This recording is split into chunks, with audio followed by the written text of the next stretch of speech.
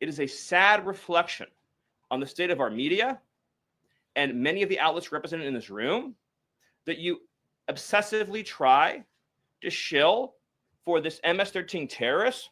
Well, no coverage occurred in your papers about any of the Americans that were raped and tortured and murdered by the illegals that Biden was importing into our country. You know, you talk about due process. The Biden administration made the decision to give extensive due process to 2 trained Nicaragua terrorists that were apprehended at the border just a couple years ago. They were 2 gentlemen.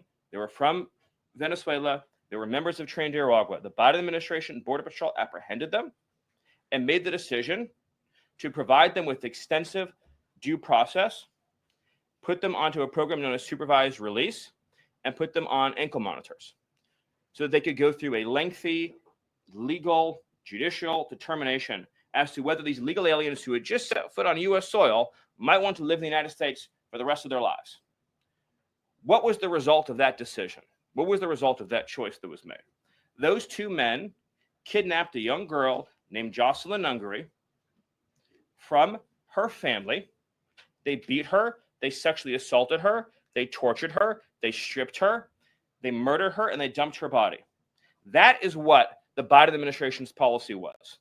Most of your papers never covered her story when it happened. To the extent that you covered it at all, it was because President Trump forced you to cover it by highlighting it repeatedly over and over again. He had to shame you into covering it.